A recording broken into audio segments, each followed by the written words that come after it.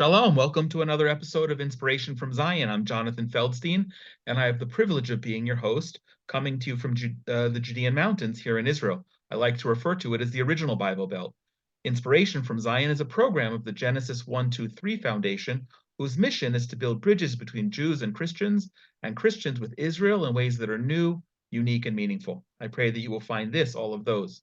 Through this program, we're excited to connect you to people and stories in and relating to Israel to give you a window to look through, experiencing aspects of life here that you might not otherwise know about.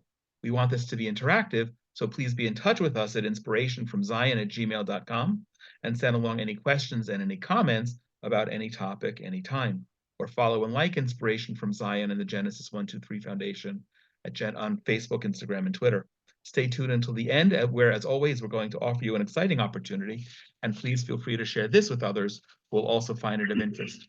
Today is a long overdue, and I know we're still some months away before Yom Kippur, when we're supposed to make amends for failings of the past year, but I realized in reaching out to our guest, Rabbi Ken Spiro, it's my bad that we have had him. This is the first time he's appearing on Inspiration from Zion, but I'm really grateful. I just reached out because I wanted to have a conversation this week specifically about Passover, which is coming up next week, but also in the context of the last 6+ months in the war that we are not just experiencing, but still very much in the midst of. Let me introduce him. I've always had a great deal of respect and admiration for Rabbi Spiro. He's a senior lecturer and researcher at Aish HaTorah here in Jerusalem. And in addition, he's a licensed tour guide with Israel's Ministry of Tourism. Rabbi Spiro graduated from Vassar College with a BA in Russian language and literature, and then did graduate studies at the Pushkin Institute in Moscow. That I did not know, and actually I want to get into that for a little bit today. He has a master's in history from the Vermont College of Norwich University, and rabbinic ordination from Yeshiva Aish HaTorah here in Jerusalem. He's appeared on numerous radio and TV programs, such as the BBC Radio and TV, National Geographic Channel, the Discovery Channel, the History Channel, Channel 4 England, and Arutz Sheva here in Israel, the Israel National Radio. He's the author of World Perfect, The Jewish Impact on Civilization, and Crash Course in Jewish History, and Destiny. No, Crash Course in Jewish History. And this is the third book. There's a comma missing. Destiny, Why a Tiny Nation Plays Such a Huge Role in History. His writings and seminars can be accessed at his website, www.kenspiro.com. Rabbi Spiro was born and raised in the U.S. and has lived here in Israel since 1982. He served as a combat infantry unit in the IDF. He's the father of 5 children and currently lives in Jerusalem. One of the things that's really interesting, and it comes out from the bio, Rabbi Spiro is more than a pundit. He's actually a very deep thinker, and that's why his list of credits in terms of media and the books is not just news sites, but actually people and places and websites that are digging in deep. And I think we're going to get into that today. Rabbi Spiro, long overdue, but welcome to Inspiration from Zion. Thanks, Jonathan. Great to be here, finally. Yeah, finally. Yeah, you didn't know what you were missing, but now you will. Exactly. So here we go. I have a question for you. I did not know that you studied Russian language. I sure did not know that you studied the Pushkin Institute in Moscow. We're more or less contemporaries, which means whenever it was that you were doing that, we were young men, and Jews were still penned up in the Soviet Union. And most of us in that generation were fighting in one way or another for their freedom. Tell me about that. What years were you in Moscow, and what was that like? It's actually perfect you asked that, because we're talking about Pesach, and the theme is let my people go, and that was the theme of the Soviet Jewry movement. Correct. Let people go, 100%. So I studied, just a little more background than that. I studied in college. I wanted to do international business, so I studied foreign languages, thinking that would be useful. In my case, it was Russian and Japanese. Today it would be Spanish and Mandarin. And after 7 years studying Russian in high school and college, I could read Tolstoy's War and Peace in the original Russian, Wow. but I couldn't ask for directions on a street, because if you want to, I always say, you want to speak a language, you got to live there. You want to learn Spanish, go move to Florida. So I So I got into business school and I deferred for a year. By the way, I come from a completely non-observant home. We used to have the joke of speaking about Passover again. People ask me, my son asked me that years ago. What does that mean, non-observant? He said, what did you used to do like Jewish stuff when you were little? And I said, on Passover, we used to have ham and cheese on matzah. He By the way, I can relate to much of what you're saying. he laughed. He goes, Dad, why'd you bother with the matzah? I said, it was Passover. We're not allowed to have leavened bread. So anyway, I decided to take a year off and spend the first half of that year as a graduate student in the Soviet Union at the time, and then to go to kibbutz for half a year. And what year was that? I graduated from Vassar in June of 1981. Okay. So I went in the fall of August of 1981. I went to the Soviet Union to the University of Moscow, Pushkin Institute for teaching teachers how to teach Russian, which I was not interested in. But when it was the Soviet Union, you couldn't just show up. Like you or I could pop on a plane and go to France and get a 3-month tourist visa. In Russia, there's no such thing. Correct. If you want to go visit Russia as a tourist, you get 1 week in tourist tour. Correct. They keep you on a bus with KGB watching you everywhere. So if you want to get immersion, the only way to do it for me was as a student. So that turned out to be, I wasn't at all interested in my graduate degree in Russian language. I just wanted the immersion. So skipping classes was not an issue. And I ended up actually skipping a lot of my classes and hanging out with hundreds of young Russian Jews. This was when it was illegal for those of us who are old enough to remember the Soviet Union, which is sometime from today till after we left Egypt. It was until 1989, basically. It was illegal for the communist Russia suppressed all religions, but all faiths. Christianity was also suppressed, but tolerated. Judaism was basically totally suppressed. Right. There was a few. Yeah. It wasn't just the religion, which was very hard, because also we had line 5 of their internal passports listed your nationality. So they didn't typically discriminate against Georgians or Ukrainians or Tartars and others, but when your internal passport said Jew, that was right. even though it went against the Soviet system, they discriminated against us widely.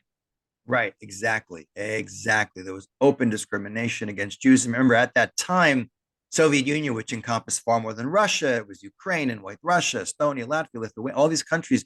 That was one of the 3 largest Jewish communities in the world, along with Israel and the United States. There was millions of Jews in that place who went through a unique combination of something that's actually unprecedented in Jewish history. If you talk about the Passover story, it says that having lived in Egypt for a couple hundred years, first as free people, then as slaves, we basically had assimilated largely.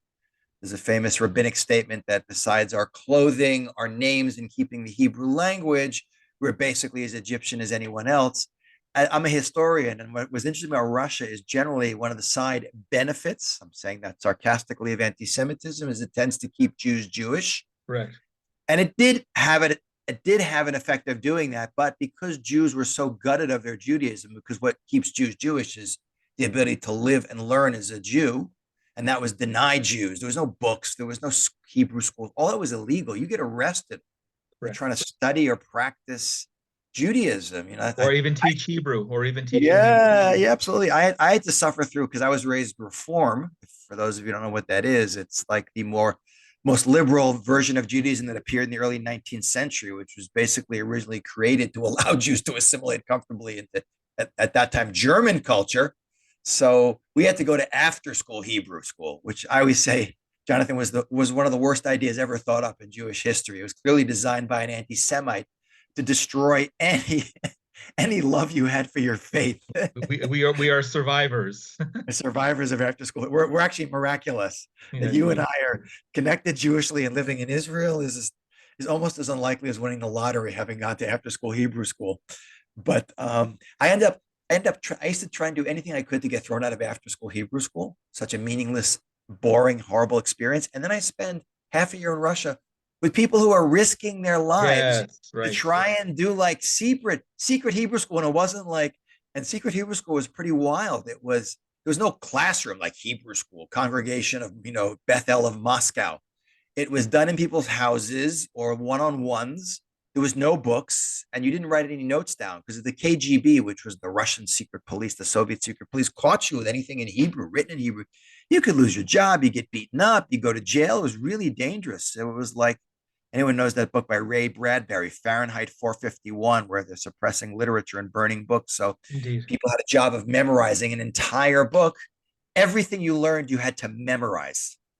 That's right. So this is like the ultimate, the best way to learn anything, as the rabbi says, lil mod al manat lilamed, you learn in order to teach. This was really like on steroids. So Right. these people, like, more or less, I would say necessarily risking their lives, but risking a heck of a lot to study and practice Judaism. Yes. Uh, it was an unbelievable experience. The first Shabbat I ever had was real Shabbat I ever had was in Moscow. It was That's illegal to have amazing. a Shabbat. That's The amazing. first Yeah. Sukkot I ever went to was in sneaking outside Moscow, which is illegal for foreigners to go to a Sukkot. Visit, all these people were really, it was an unbelievable experience. Really, Yeah, that really.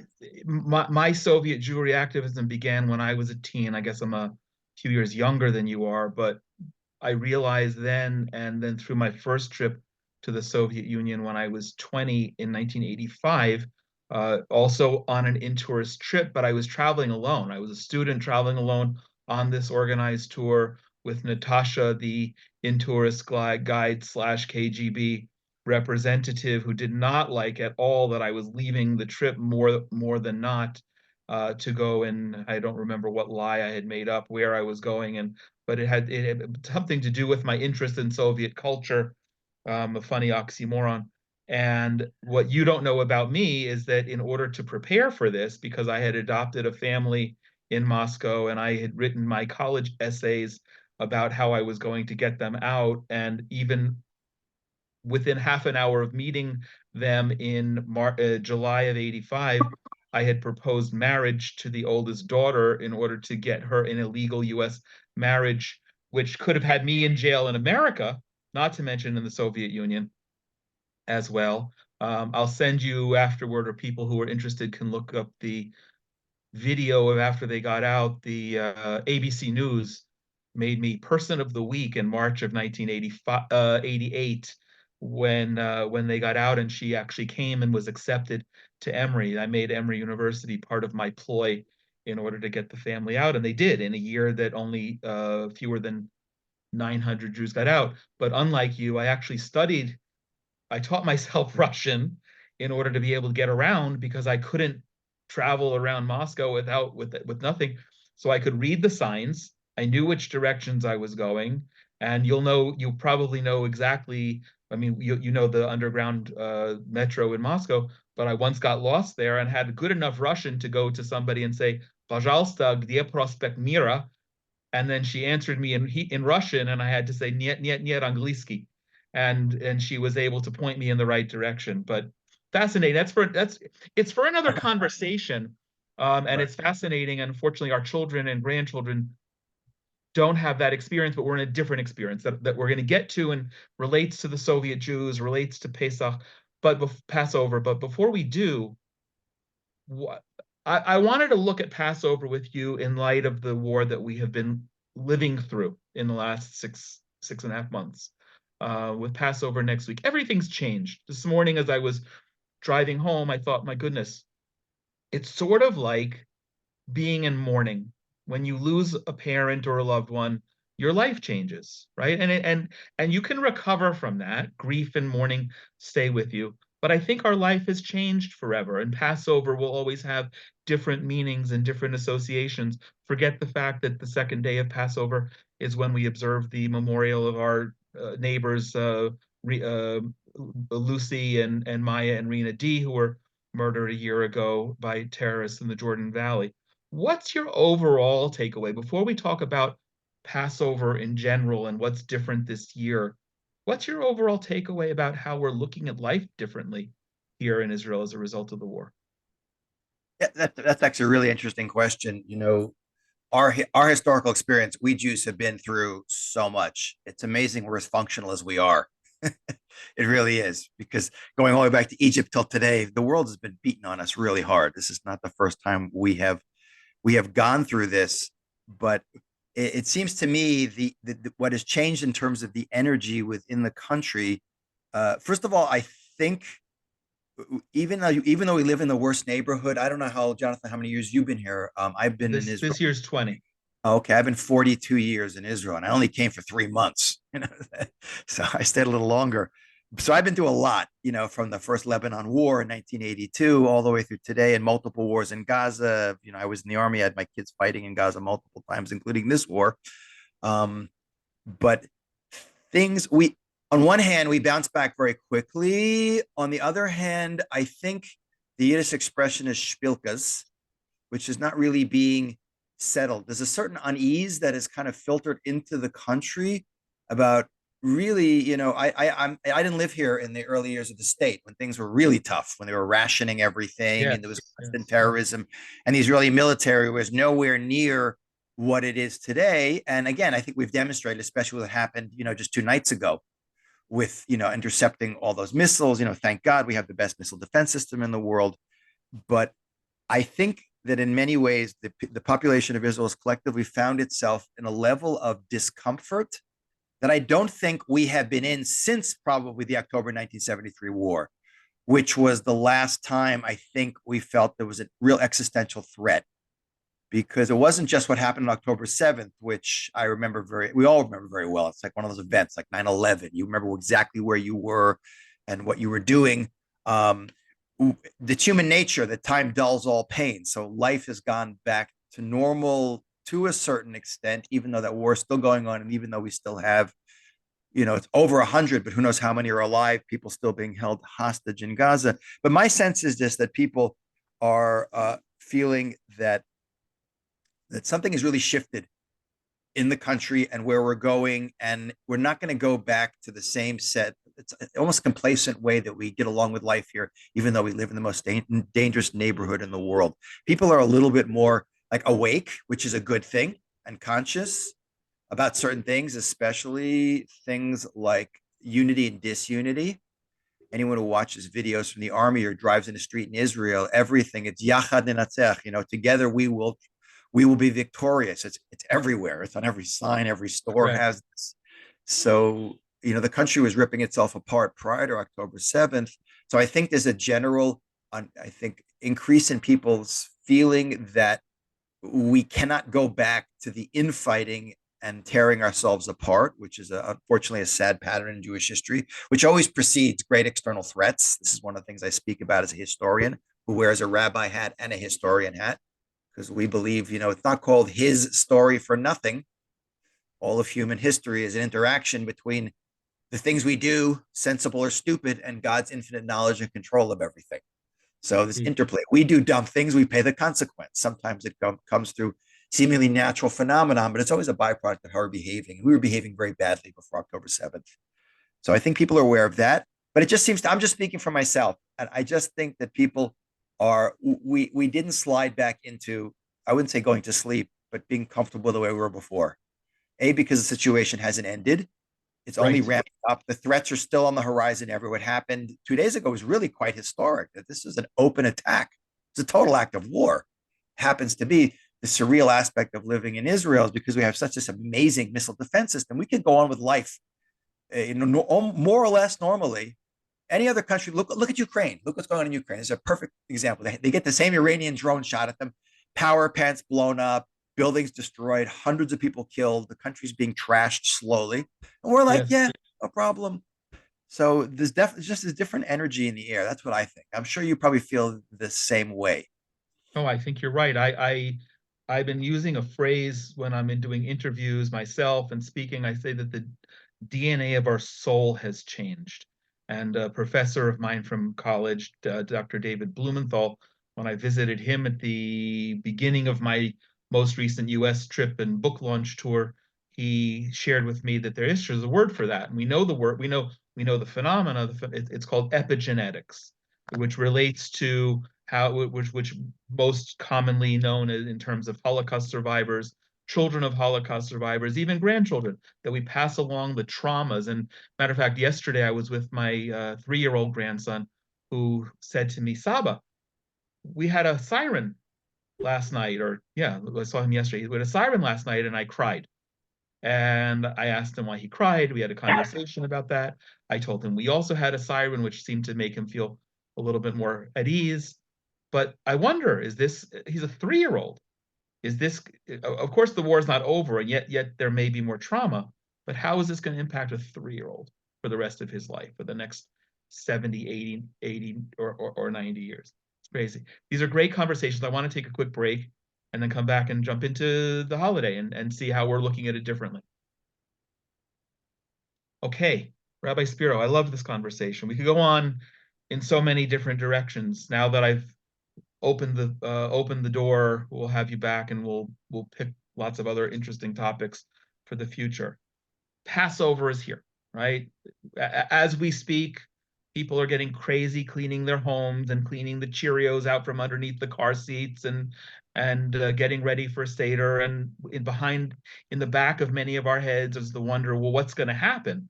Are we all going to be? Is everyone going to be home? If this war were to escalate, our sons and some of our daughters going to be called up to Lebanon and to Gaza and wherever.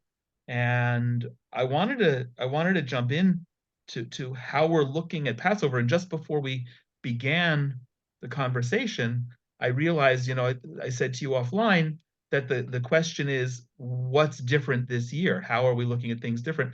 And that jumps into, for those not familiar with the traditional Jewish Passover Seder, we ask 4 questions. Why is this night different from all other nights? And this year, I think, is that question. Why? How? Yeah, absolutely. We're the people who there's a great quote from Yosef Chaim Yerushalmi, who is a professor at Columbia University. He did a series of lectures, which was turned into a small book called Zachor, which means remember in Hebrew. It actually says in the book of Deuteronomy, Zachor Yemot Olam, you should remember the past, and ask your elders and your parents, and they'll tell you.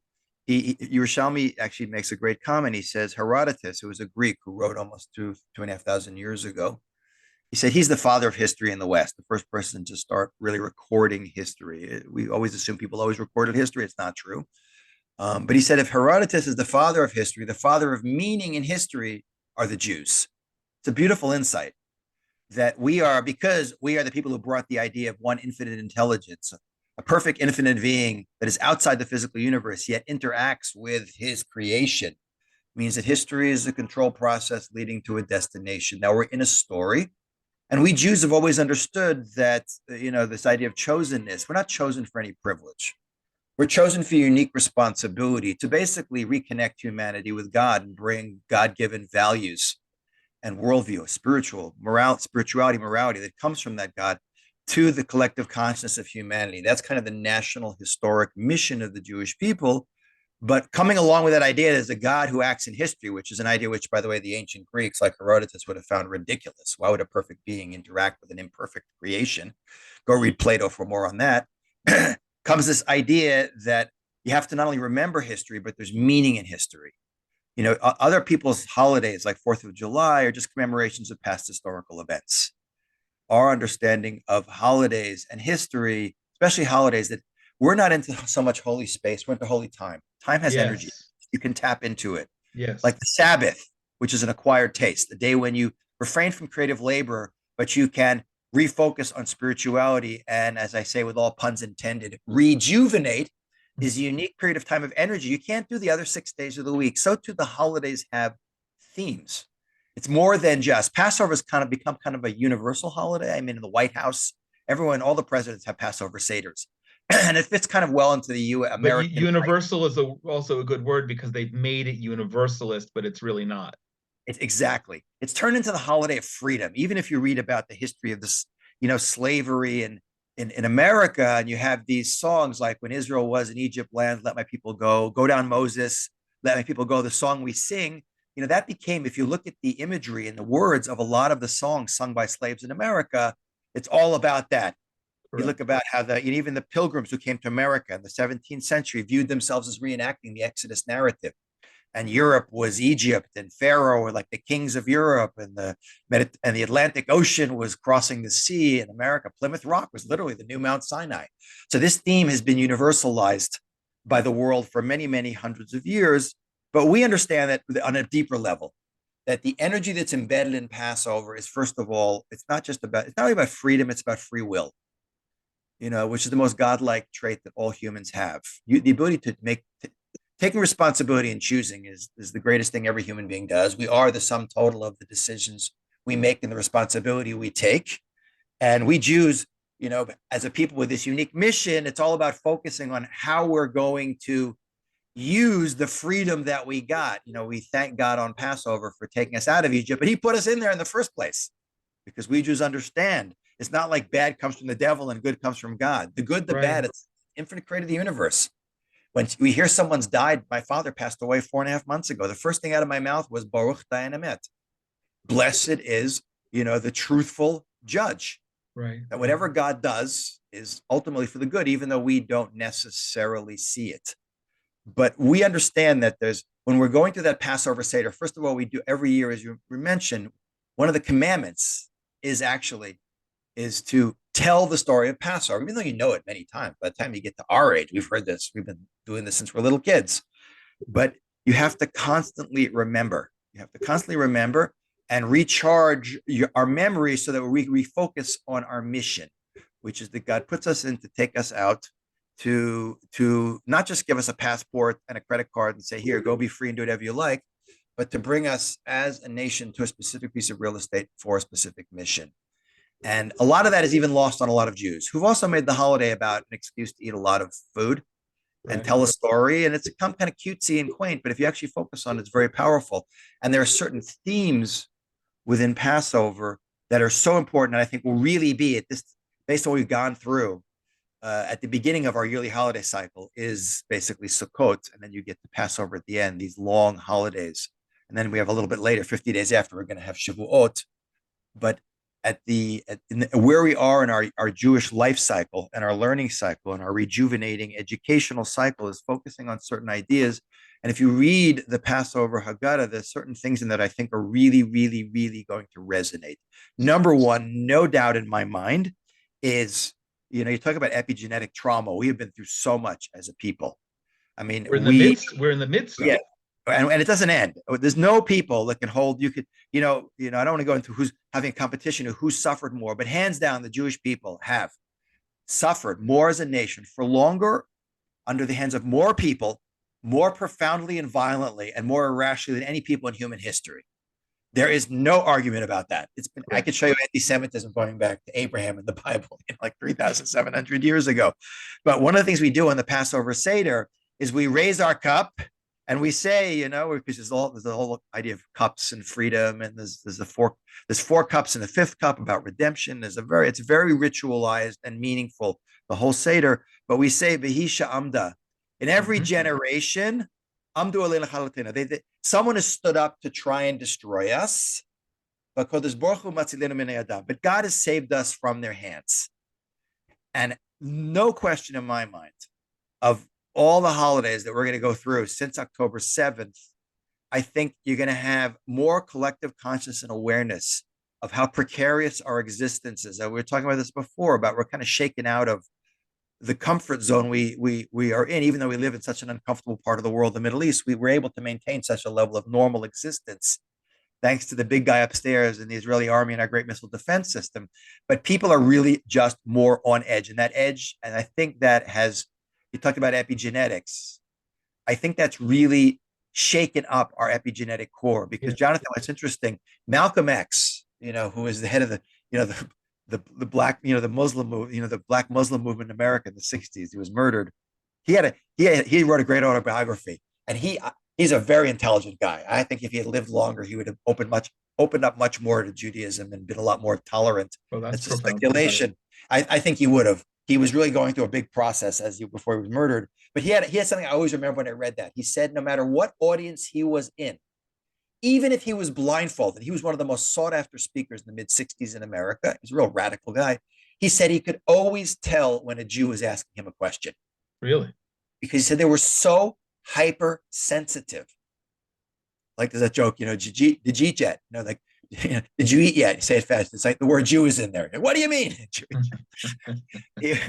So, but it's really interesting. There's this kind of epigenetic level of trauma that is so embedded, especially in Ashkenazic Jews like you and I, who are the European Jews who went through far more trauma than the Sephardic Jews, the Middle Eastern Jews. And I think that's really been poked.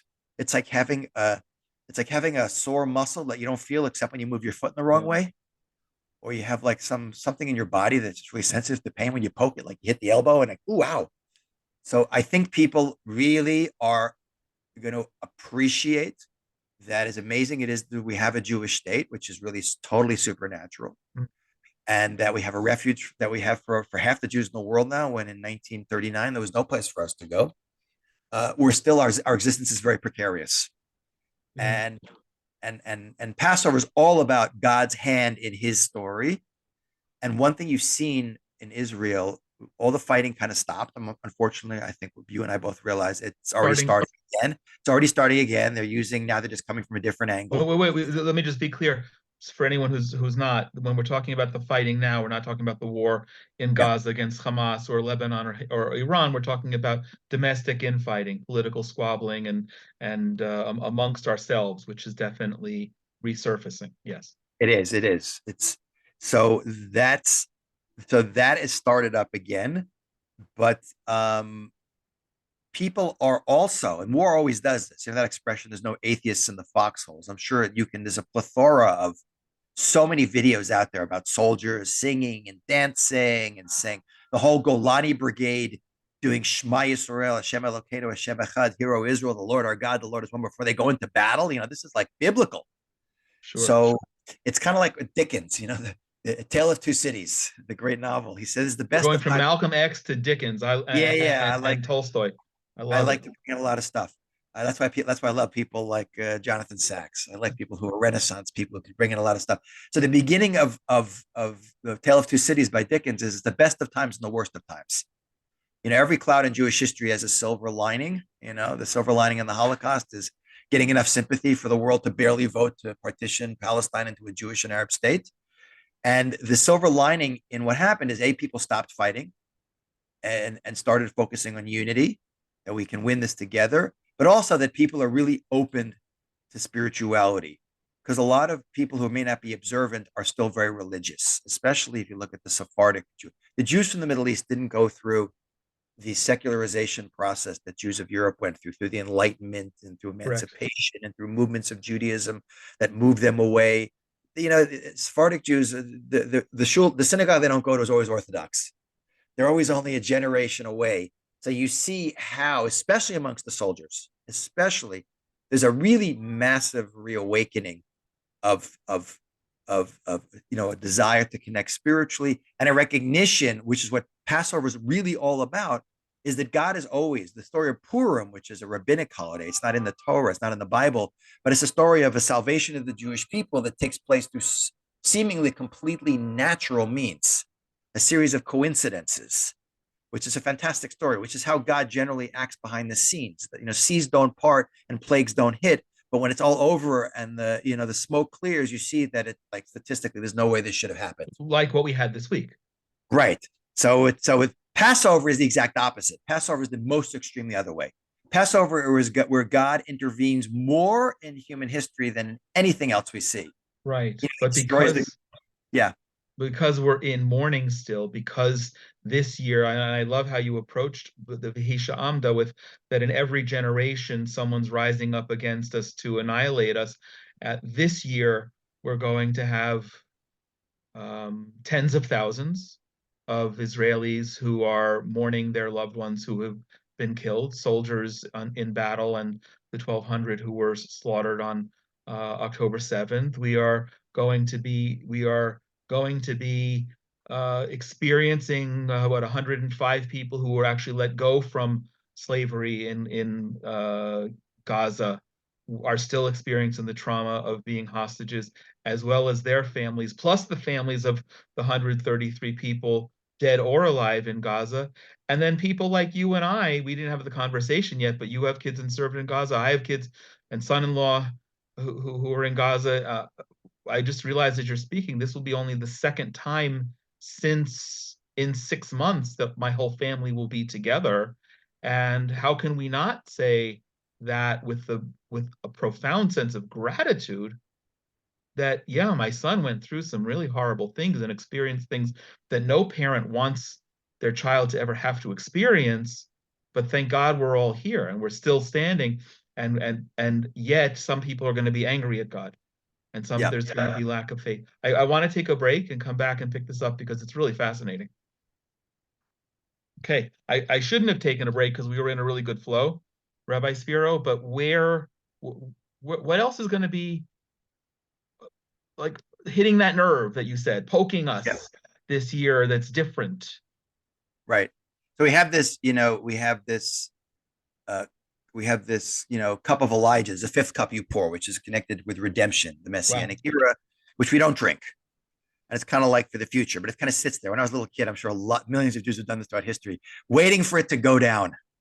Elijah the prophet is always the one who supposedly precedes the coming of the Messiah. It says, "Behold, I will send Elijah before the coming of the great and terrible day of the Lord."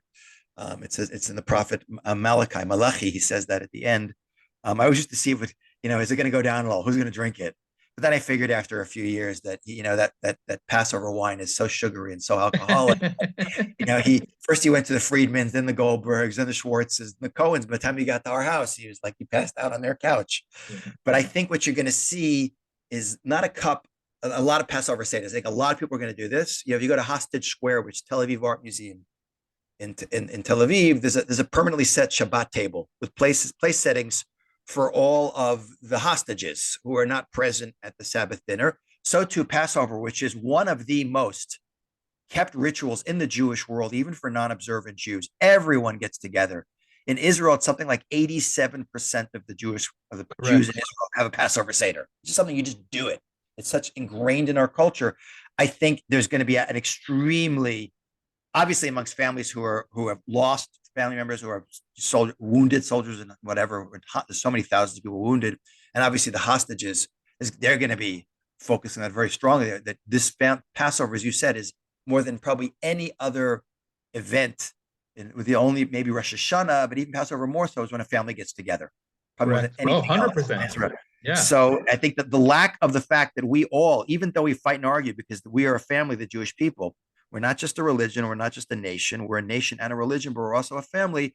There's a very profound sense of we're missing family members who are hostage, 100%. and family members who are dead. And remember, in Israel, one Israeli soldier, God forbid, being killed is the equivalent of over 50 American soldiers dying, proportional to the population.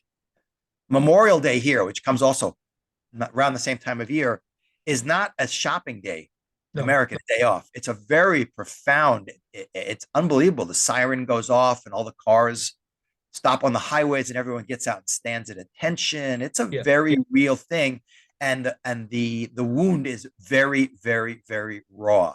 So I think that there's going to be a lot of that's going to pervade the Passover Seder. And I'm sure it must be out there already. I haven't seen it, that they're going to be like people adding in special prayers and things to take note of and mention specifically at that time when we're all together as a nation celebrating our liberation 3,336 years ago. I think that's how many Passover Seders we have had. That's a pretty amazing thought. That maybe it's 3,337. I think this is 37 this year. That we have to remember those of us who either unfortunately not with us because of what happened, either gone from this world or still being held hostage. So I think that's going to really get into our epigenetic skin.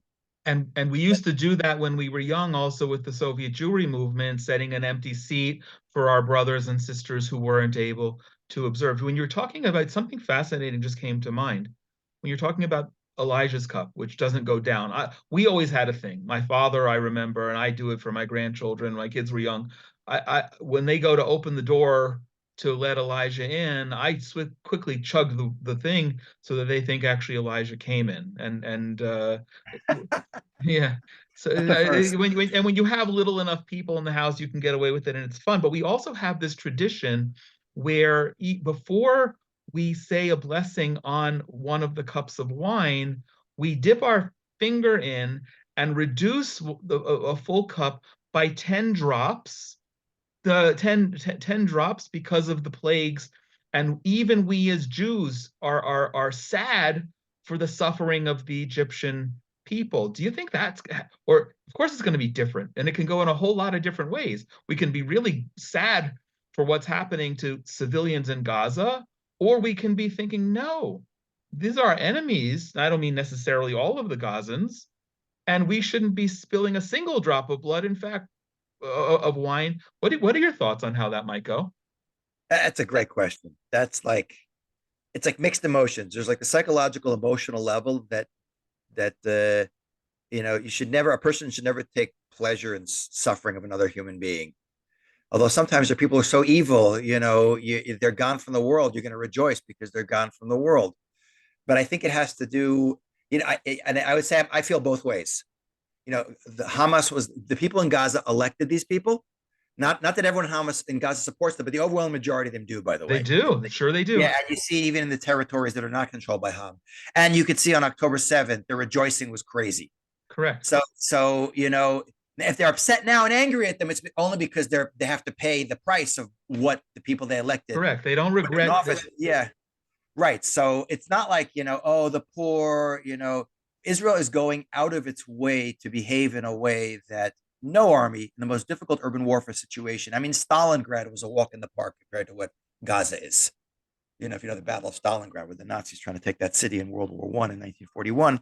Um, but so no country has gone, and they're now estimating the reality is that it's less than one civilian killed for every Hamas terrorist, Say which that is again.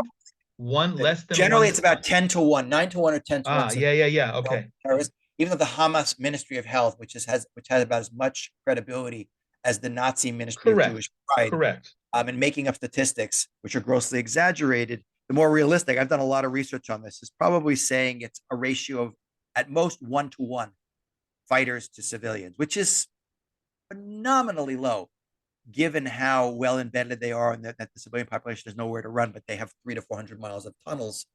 So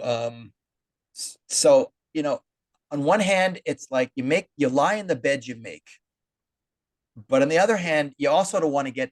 I'm not really worried about this because we Jews don't do this. We're the only people who, we're historically. I speak about this a lot as a historian. We're the only people in the world who have to be told by God in the Bible to wipe out our enemies, and we still don't do it. By the And way, we still don't do we didn't it. do it. We didn't do it with the Canaanites, and they come back to haunt us because we're always trying to be more merciful than God, or to use that expression, more Catholic than the Pope. You can't be more merciful than God. These are not things we can do today. We can't say we're doing things in God's name because we're in a prophecy today. There's a lot of things we cannot do. But even when we had direct connection with the creator of the universe and his prophets are telling us to do stuff, we still don't listen because it's just not in. We're talking about epigenetics. It's not in the Jewish DNA, spiritual DNA to be cruel and nasty people. The rabbis say that Jews are Rachmanim, Baishanim, and Gomle Hasidim, that we're merciful, modest, and we love kindness. And I can clearly do a whole class demonstrating that is not that all Jews are kind, but collectively that is our personality. We're Yeah. crazy, merciful, kind people, even to a fault. There's a great line by Eric Hoffer, who was an American social thinker from the mid 20th century. He said, Jews are the only people in the world who expected to actually act like Christians. It's such a great line. Turn the other cheek, which is not a Jewish idea. Not a Jewish idea at all. But we gotta take it and keep taking it. So I think, on one hand, it's one thing to do things as a commemoration. When you're living 3,337 years after Egypt and you're taking a cup out, I have a feeling that had you lived through the slavery in Egypt and what was going That's what on, I was. you're going to be like, I think it's Nah, I'm not doing that. Not doing yeah, not that. not so Not people. this year. Right. But Yeah, I but don't. here's I have a question on that because I was thinking exactly that same thing. What happens when the Egyptians started crossing the sea and the water came down crashing and Miriam starts singing the song, right? And was reprimanded. Now, but what I'm curious and what's I think starkly different, tell me if I'm wrong, you're the historian and you're the rabbi, is that today, as you just said, 87% of Gazans support Hamas and what they did. They're only upset, rightly, that they're having a repercussion from that. But when God brought plagues on Egypt, it wasn't because all the Egyptians were doing something bad. It was because Pharaoh said, nah, I'm not letting you go. I refuse to recognize your God. Am I wrong in that? Is there I don't. I don't know because I know as a historian, no totalitarian stays in power when enough people, critical mass is reached, and people say we're not taking this okay, anymore. okay. So the Egyptian army could have said after I could just see them over their chariots waiting to go, and Pharaoh's let's go after them, and they're looking back on smoldering remains of what is Egypt. And they're like, are you serious? I mean, Right. albeit Pharaoh's a living God, and we don't appreciate the power that he has. but I'm, there's something I think you have to really distinguish between, and you bring up a good point that I need to think about more myself. Between there's, the reality, the objective reality of a situation versus the emotional connection that we mere mortals have to it. The reality is, from God's perspective, is it's not like, bad comes from the devil and good comes from God. So when you destroy the bad guys, they're the enemies of God. No, God's saying, these are my children and these are my children. It's like he says to the Jews when Joshua, entering the land of Israel. If these people haven't chosen to leave, you wipe them out. They're my children, but I tell you, you wipe them out. This is coming from top down, but don't rejoice on it. It's not healthy. Not good for you. It's not good for your neshama, as I say, your soul, to be taking pleasure in this. You're doing it because you have to do it. But it doesn't. But I That's think, profound and that's relevant right now. yeah, yeah, you're doing it because you have to do it. But it's human nature, and Jews are just as human as anyone else, to feel as the what you feel about something the way it is objectively. And obviously, all of the struggle, many of the struggles we have, is us struggling between our personal bias and our Sure. subjective feelings to objectively know what is true or right. It's like smoking. I know it stinks, but I'm addicted to it. It makes me feel good when I smoke a cigarette. So I'm going to do something I know is wrong. Okay, but at least I'll admit it's wrong. I'm going to do it anyway. So I think is a really interesting. You bring up a very interesting topic. I haven't actually thought about that much, but it seems there's a lot of psychology involved in that. But I think this year, I think the opposite is true. I think people are going to be really angry and hoping they can pour out half the cup, like on the guy's heads. I don't know. There's going to be people. The wounds are so raw. I don't think people. Yes. I don't. I think people are, but I think it's going to be a real interesting topic of conversation. A lot of people are going to have that. You bring that up. That's very interesting. I think a lot of people are going to be thinking, should we be thinking about the people in Gaza, who, by the way, they got displaced. A lot of their houses are trash, but they ain't starving to death. Well, not I heard, according to the I've heard, UN I've heard and they've gotten, yes. no, I've heard people online showing that they have gotten more foreign aid in a few months than they get the entire year. So they're actually, you see the videos of them selling it. It's like markets. It's not like Right. That's a good Bangladesh point. That's a good in the point. 70s. You see Bangladesh with people. You haven't seen, trust me, if Hamas could put these pictures out, they would. You don't see people lying in the streets with like sunken cheeks and eyes bulging out. You haven't seen It's any of true. that. You've barely seen pictures of large rows of bodies anywhere, because the reality is there's not that many Shh, civilians don't out say there. that too loud. You might give them an idea. And then they'll all get They, up and go they and know it. Believe have me, a they put up feast. plenty of fake pictures. Yeah. Let me So, let but me anyway, yeah, yeah. let me begin to wrap up because again, I not only did I not script this, so nor did you, but I really didn't even make notes. I just wanted to see where this conversation would go. And Passover is 8 days. We can be well, 7 days here. We can be having this conversation for 8 days, and maybe these conversations will pop up organically, or maybe people listening to this conversation will be a catalyst for other conversations at people's Passover celebration. But one of the things that we do looking to the future, we talk about there's two places where kids play a big role. We talk about the four kinds of children, the four sons, and questions that the kids ask, which goes into, of course, why we say, why is this night different from all other nights? And the question today on this episode is, why is this Passover different from all the Passovers? I want to know if you could take the kind of projecting forward. How are we addressing this both internally with our children? I don't mean just our biological children, but the Jewish family, and then externally, because as I'm thinking about it, you've got so many people who are just wicked out there saying evil, that the Gazans are starving, that there's a famine, that there's a genocide, that there's which is the suckiest genocide in the world. We're really bad at genocide, if that's what this is. How would you project those four things where we're looking forward, we're empowering our children to be part of the story? How do we, what's the message internally and what's the message externally? Yeah, so I think this is going to be, pedagogically speaking, one of the best Passover Seders we've had in a very long time. Maybe not since, I read these stories of people having a Seder in a concentration camp or something. That's Yeah, pretty heavy. yeah, I've read these stories. I read them when I'm guiding in Yad Vashem. I think that, in terms of, why is this night different? Everything you've been talking about, I think there are more opportunities to make the past real to the present in this Passover than I think we've had in a very long time. In terms sure. of, again, talking about that the threats are still there, that we're all in this together. I think it's gonna be a tremendous sense of unity, because one thing we learned, Pharaoh, almost 3,300 plus years ago, he didn't distinguish between what kind of Jew you were in Egypt. And neither did the Nazis in Auschwitz. There's only one line. So I think the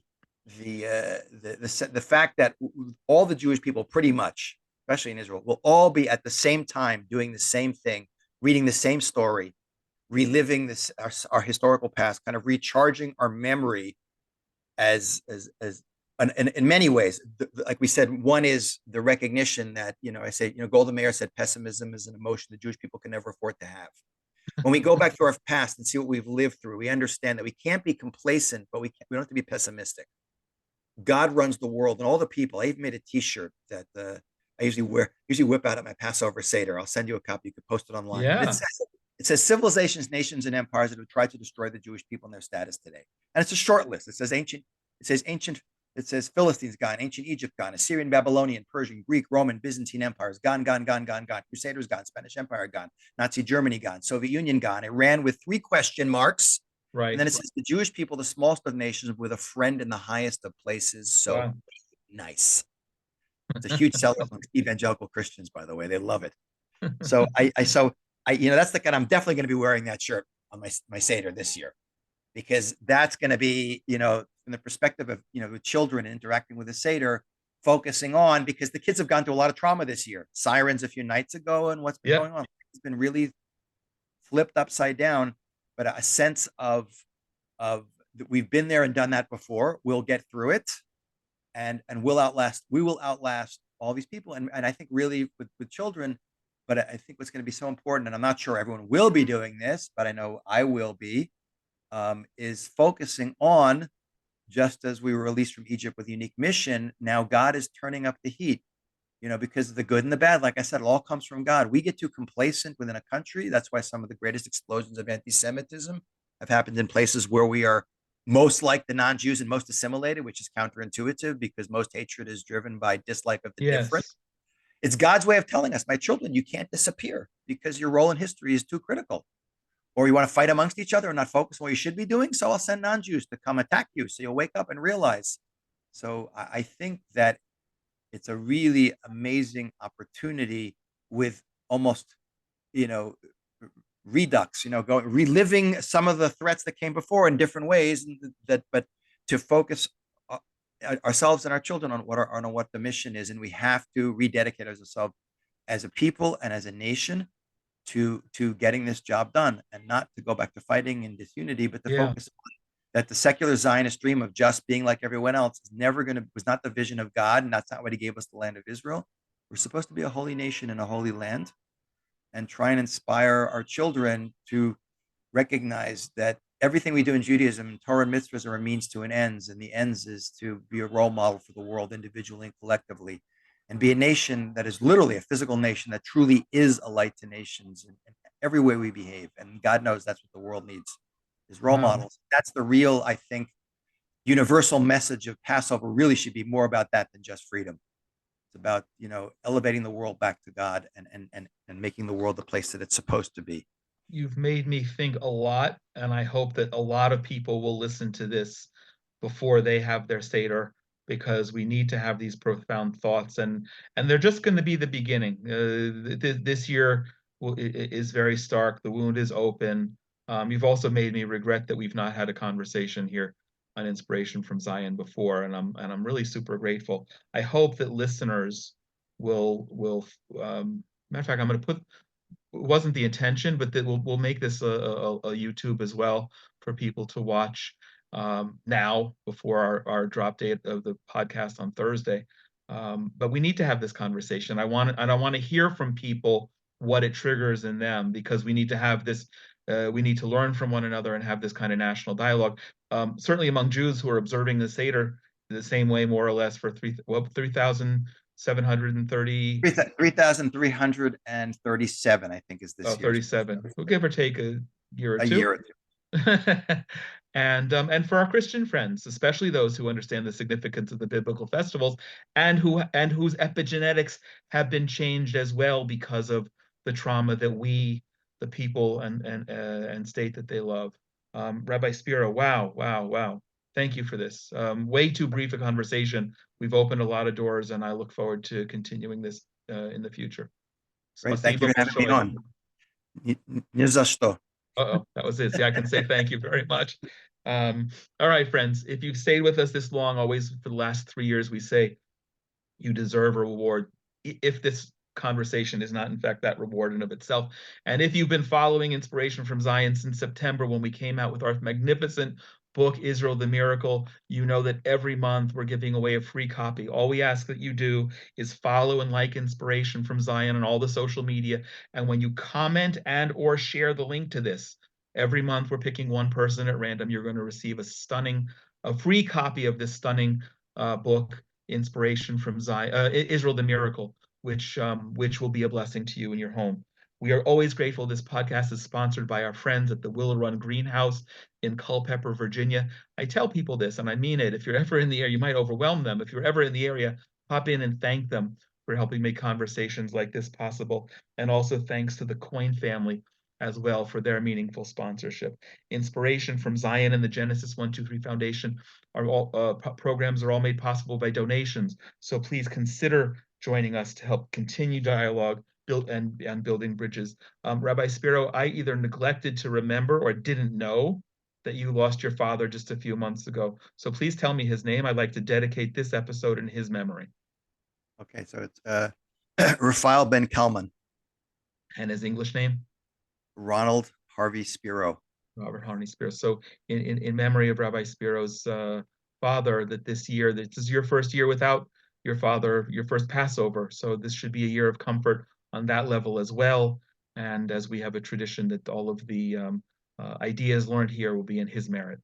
Thank you. If you'd like to sponsor a future episode in honor or memory of a loved one or special occasion, please be in touch with us at inspirationfromzion@gmail.com. And we'd always love to hear your comments as part of a dialogue and invite you to send any questions as well, especially questions about traditional Judaism for our Ask the Rabbi programs.